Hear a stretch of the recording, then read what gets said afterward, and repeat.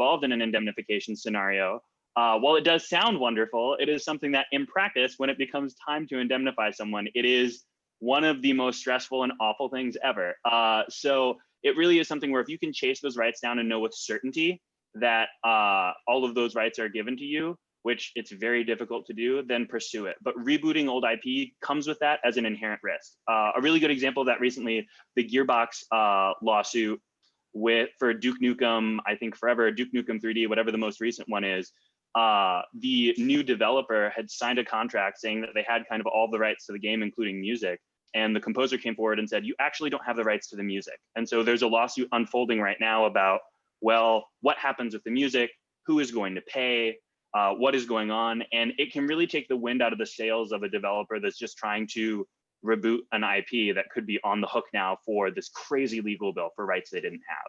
Yeah, 100%. I think the unknown of an old IP is actually one of the tougher things for lawyers to get their clients' head around, because I've worked on old IPs where, you know, you go to a really reputable licensor, you know, you're thinking one of the big three producers, and they don't know who owns the IP to some of their stuff.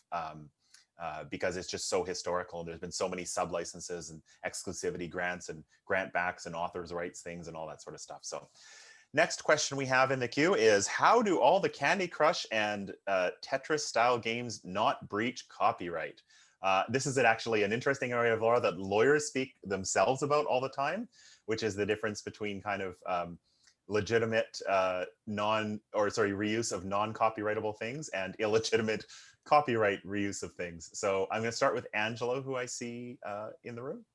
Yeah, so this is a really interesting question, and it's not a black and white line, right? It's going to be kind of a fuzzy answer. You might get used to that from lawyers. But this does touch on an idea in copyright called the idea-expression dichotomy. You can protect an expression of an idea, but you cannot protect an idea.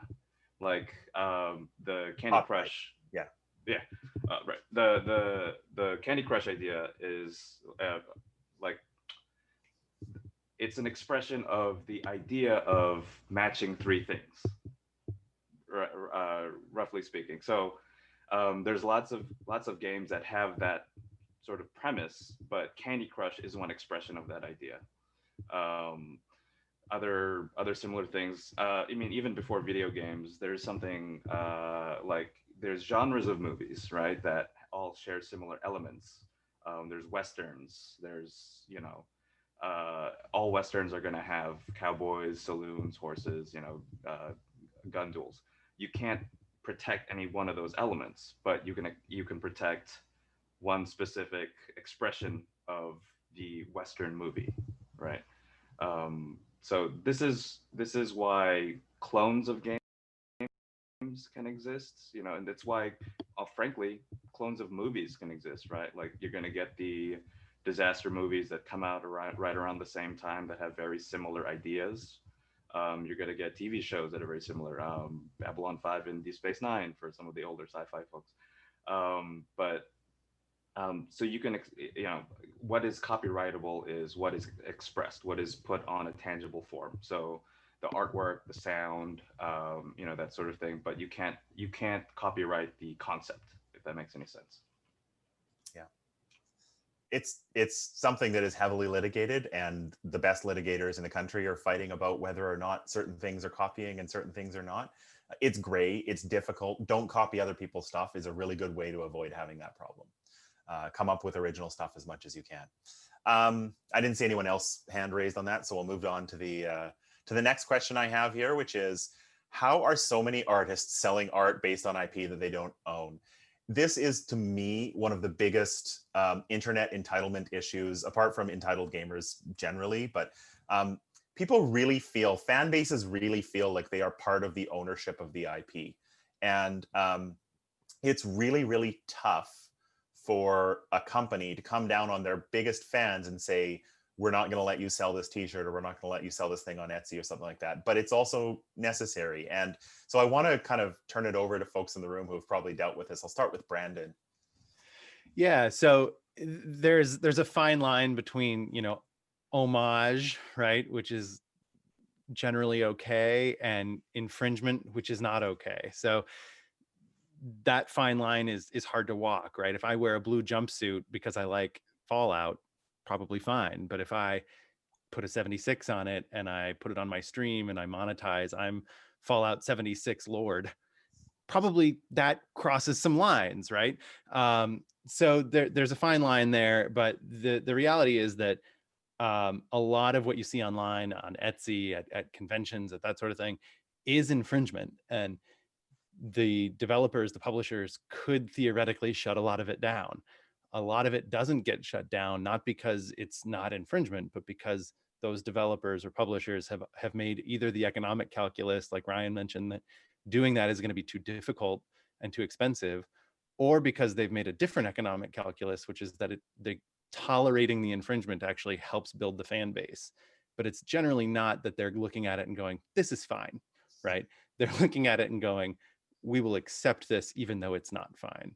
It's kind of how I think video game companies were dragged into the streaming world originally, kind of unwillingly, and then developed an economy around it when they realized, hey, wait a second, we can actually make this work. Jeannie. Yeah, I just wanted to say, when it comes to IP infringement, I think smaller indie publishers, developers, creators are probably going to let it go and actually welcome it. Like, hey, this is free publicity. But when you get into the AAA companies or companies like Disney and Nintendo, they are IP sharks. Just a real example, there was a company in Tokyo that will let tourists rent a go-kart, and you would be able to like drive around, cruise around the streets of Tokyo. And they would give you the option, like, hey, if you want to use our go-kart, but also wear one of our costumes, you're welcome to do so. And obviously some of those costumes were Mario, Luigi, Princess Peach. And they just got shut down. Like, Nintendo basically destroyed that company, and that company no longer exists. So be careful whose IP you sort of rip off. Yeah, there are strong enforcers and weaker enforcers for sure, and the lawyers know who they are.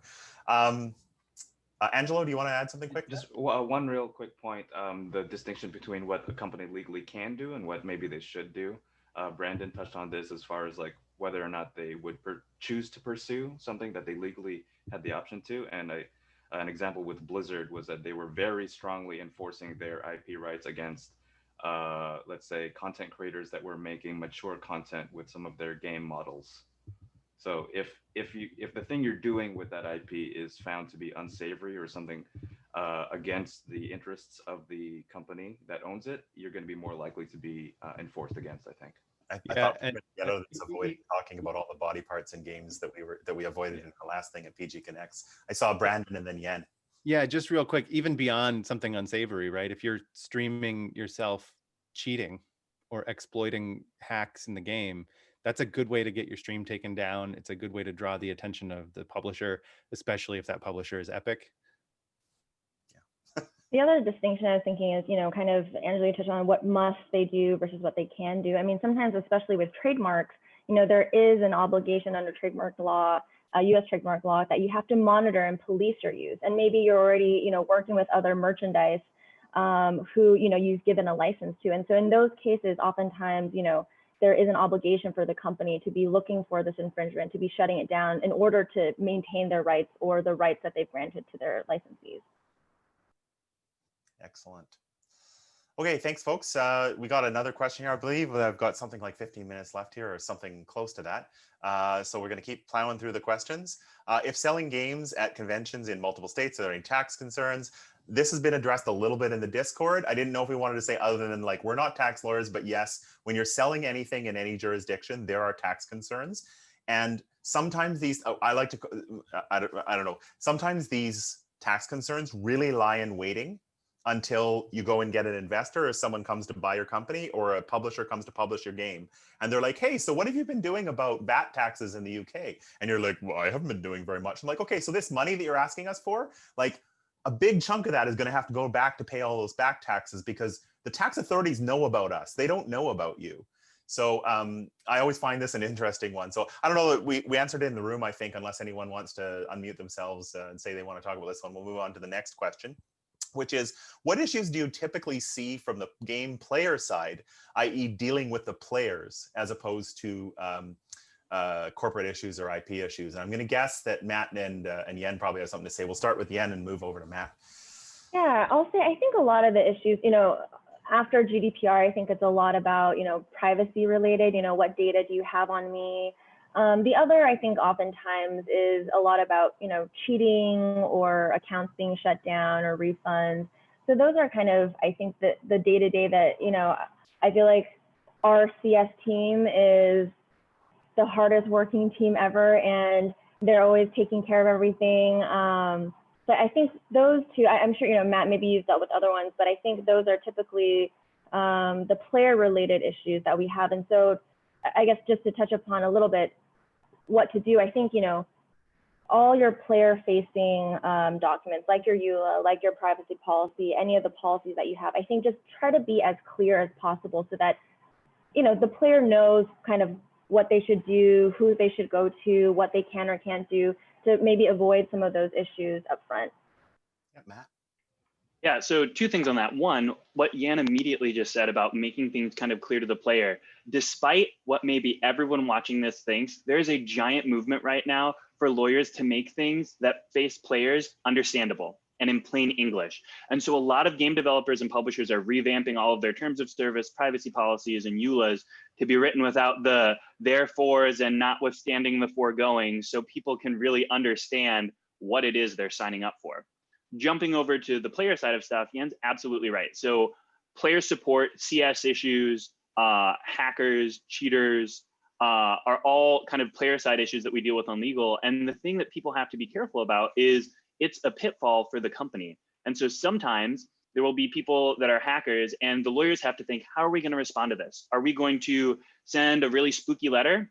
Or are we going to send like a really fun, cool cease and desist because we know it's going to be on Reddit where we put the characters like names into the cease and desist and ask you to like not do something that only a player of the game would know, because it's as much of a legal thing as it is also like no one wants to be a jerk to players, not even the company that makes the game. And so it's about balancing that. The other thing that you have to deal with on the CS side is sometimes people will use kind of like the player side contact with a company as a way to kind of set up some sort of legal claim. So occasionally you'll get a CS ticket that comes in that starts off with someone angry that their skin didn't get refunded, or they think that they should have gotten a different drop from a loot box. And then 3 or 4 support ticket follow-ups in, all of a sudden it seems like someone else is writing the ticket, maybe a lawyer that's trying to get the company to say something because maybe they're going to try and set up a lawsuit on the other end. And so I've definitely been in situations before where you've had to sit down and get all the lawyers in the room and think about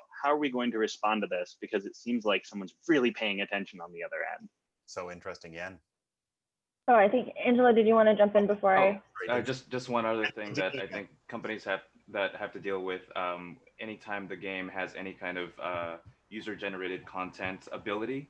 All of the things that we talked about before about IP rights come into play again. So suddenly you might have to deal with players wondering, like contacting their CS team, like, hey, why can't I make this Hatsune Miku spray for my car? Like that has, why can't I put this other IP into your game? Why is this being taken down? So that's going to be another thing that I think, even players have to worry about IP. And I think the other, the same group kind of recently did a panel about content moderation. I think, that has become a larger and larger role in, player-facing issues, is making sure that the player, we're creating a very safe and respectful environment for the players. Player safety, what happens if, player responds, or, player health. I think those are kind of, I think, the gray area. The legal line is a little bit blurred because for a company, usually you just have very strict legal protections, for your employees, but, really thinking about how to create a good environment and a good player experience for your players. I think that's kind of a new area that a lot of companies are looking in, both tech, legal.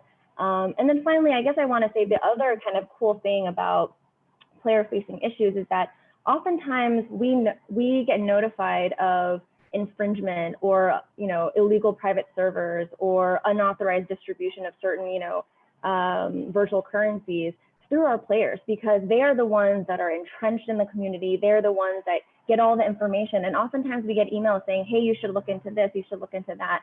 And so I think it's a very interesting kind of symbiotic relationship. Oftentimes it's, very helpful. Other times, it's not so great. And so I think managing that line of how closely you work with your player base and communities, can really make a difference in how you run your business.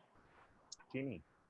Yeah, I just wanted to piggyback on what Matt was saying about lawyers moving away from 40-page contracts and transitioning into contracts with terms that the average person will actually understand. Because today we've gotten to the point where contracts are so full of legal jargon, are so long, that no one is really reading them and no one is really aware of their rights. And so some of the things that younger attorneys are doing is we're trying to cover all of our bases, condense that 40-page legal jargon contract into something that is really digestible by a 16-year-old.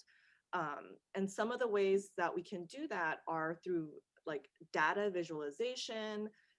My firm is thinking about like making an anime like PSA, just trying to, I think that's the challenge of lawyering today, as we can see with the Blizzard and Apple litigation, is how can we get creative with the law to meet the current needs of our generation?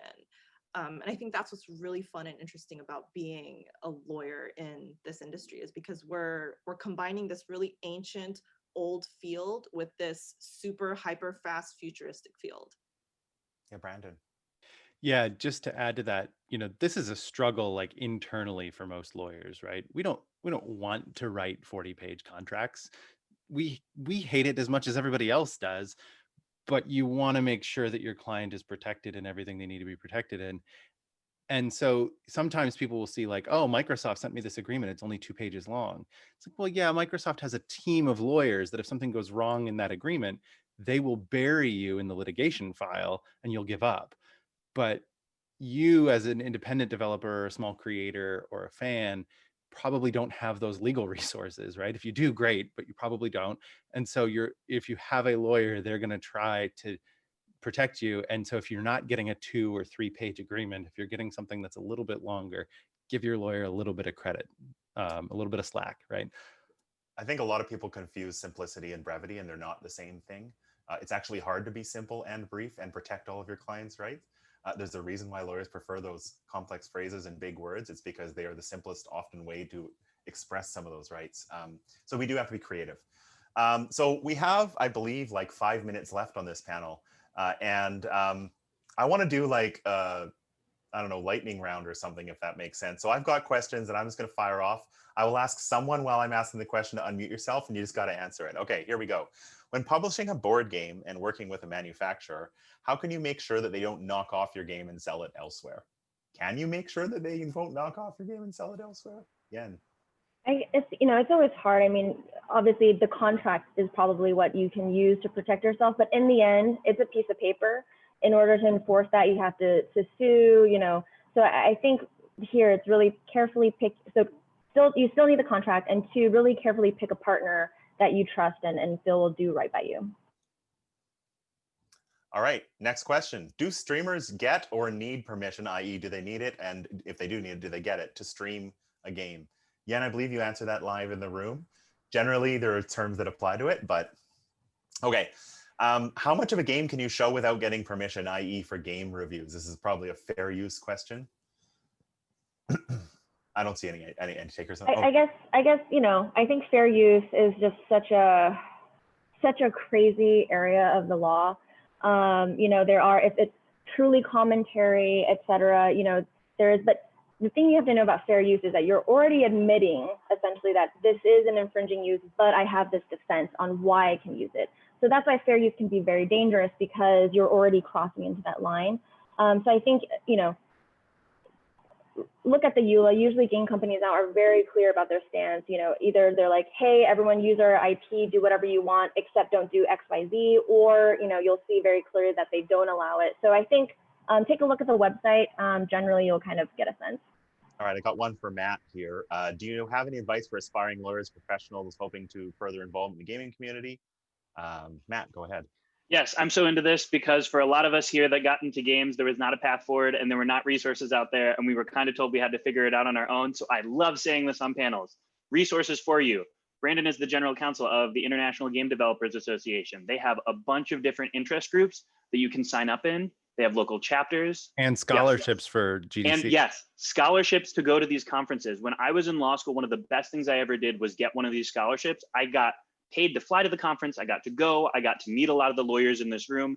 Absolutely incredible. If you are a law student, the Video Game Bar Association and the Esports Bar Association have scholarship writing competitions where you can get money and exposure to lawyers for writing academic papers. And I think, as everyone can say here too, just show up. I mean, when I was in law school, I just showed up to the bars that all the lawyers were drinking at the conferences and talked to them until they were so annoyed. They finally were like, dude, we'll do whatever you want. Just leave us alone. But do it. Absolutely do it. And there are tons of other resources. So hit me up after. I will give you links to everything. That's super cool. Full disclosure, I think Brandon's, you're probably on the board of IGDM, the board of BGBA. So just conflict disclosure there. But yeah, there's awesome resources for lawyers. Honestly, Matt's not wrong. I've been practicing for 15 years and I kind of just faked it at the beginning because there wasn't a lot of resources. There's now a ton of resources and it's an amazing time. And you can reach out.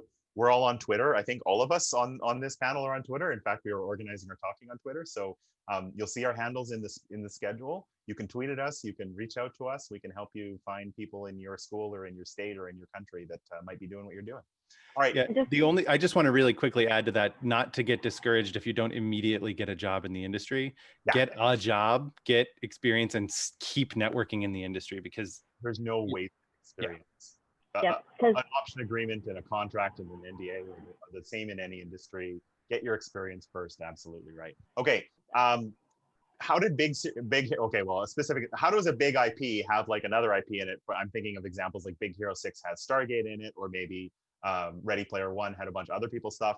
Is it just someone being too big to worth suing, or can they use other people's IP without paying? Actually, no, it's a lot of licensing. I'm just gonna answer that real quick. The license agreements to those things are crazy. Like it's a lot of lawyers, hard work to get those deals done.